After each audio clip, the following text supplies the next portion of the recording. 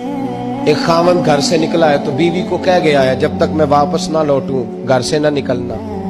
2 گلیاں چھوڑ کے والد رہتے ہیں.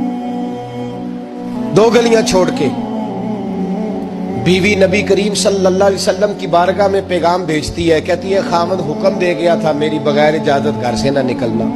اب تو بیوی کہتی ہے میں پڑھی لکھی ہوں. کل میں کس کالر کو سن رہی تھی, وہ کہہ رہا تھا بیوی کے بڑے حقوق ہیں, جو مرضی چاہے کر سکتی ہے, اور اللہ خیر کرے اگر بیوی بی ایڈ کر لے پھر تو معاملہ ہی ختم ہو گیا. وہ کہتی ہے تو مجھے کر فارغ.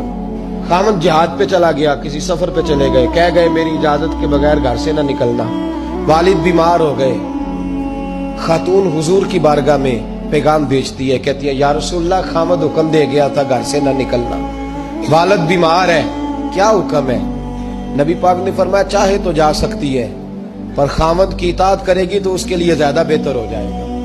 2-4 دن کے بعد پھر پیغام بھیجتی ہے, کہتی ہے محبوبہ باپ شدید بیمار ہے, حکم کیا ہے؟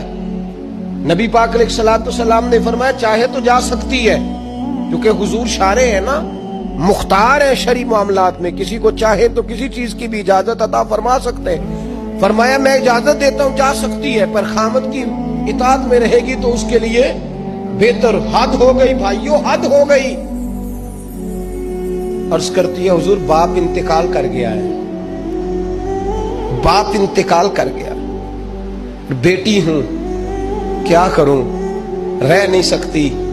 حضور نے فرمایا میں اجازت دیتا ہوں چلی جائے پر خاوند کی فرما برداری کرے گی تو بہتر ہو جائے گا. صحابہ کہتے ہیں پہلے وہ پیغام بھیجتی تھی, جب باپ کا انتقال ہوا تو اس شام مصطفیٰ نے پیغام بھیجا, فرمایا پتہ کرو گئی تو نہیں, پتہ کرو گئی تو نہیں. صحابی نے واپس آ کے عرض کی حضور کوئی نہیں گئی. فرمایا جاؤ اسے جا کے میری طرف سے خوشخبری دے دو کہ تو نے اپنے خاوند کی فرما برداری کی ہے, رب کریم نے تجھے بھی بخش دیا ہے, تیرے باپ کی بھی بخشش فرما دی, تیرے اس عمل نے تیرے باپ کی بخشش کا سبب بنا دیا ہے.